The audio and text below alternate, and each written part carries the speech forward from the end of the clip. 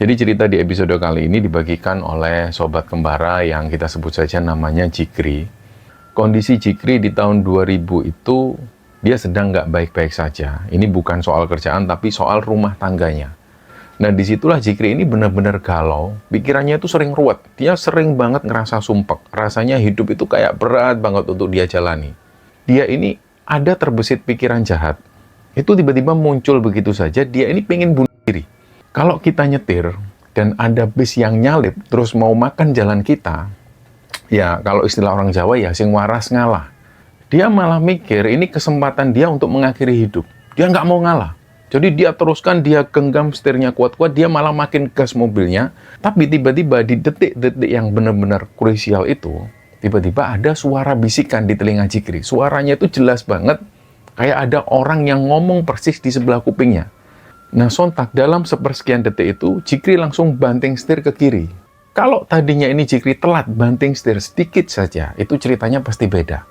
Dan sepulangnya dari tugas di Solo, dia nggak bisa nyimpen kejadian itu sendirian. Akhirnya, dia temuinlah salah satu temennya, sebut saja namanya Mas Karni. Jikri di situ cerita semuanya, dari mulai masalah rumah tangga, niatnya yang pengen bunuh diri, sampai dia mendengar bisikan misterius di area hutan Mantingan. Akhirnya Mas Karni ini menawarkan, Mas Jik, mau tak kenalkan ke guru spiritualku, rumahnya di daerah Malang, dekat Bendungan Karangkates. Nah setelah diperkenalkan itu, Jikri langsung menyampaikan maksud kedatangannya. Dia cerita bahwa rumah tangganya itu lagi berantakan. Dan di pertemuan keduanya itulah Jikri ini baru berani jujur soal kejadian yang pernah dia alami di Mantingan.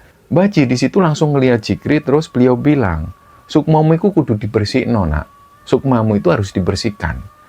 Aku pas ngelihat sukmamu itu peteng, gelap, kata Baji. Dan sekitar jam 12 kurang 15 menit, Baji langsung ngajak Jikri untuk jalan. Dan sesampainya di pinggir sungai itu, Baji nyuruh Jikri langsung turun ke air. Akhirnya ritual itu berlangsung hikmat dan agak mencekam juga. Jikri akhirnya berguru sama Pak Gani lumayan lama, sekitar 2 tahunan. Singkat cerita, Mas Karni mengenalkan Jikri ke orang pintar yang lain. Orang ini satu kantor sama Mas Karni. Kita sebut saja namanya Mbah Lumo. Nah, pertemuan dengan Mbah Lumo inilah yang nantinya bakal membuka babak baru dalam perjalanan spiritualnya Jikri.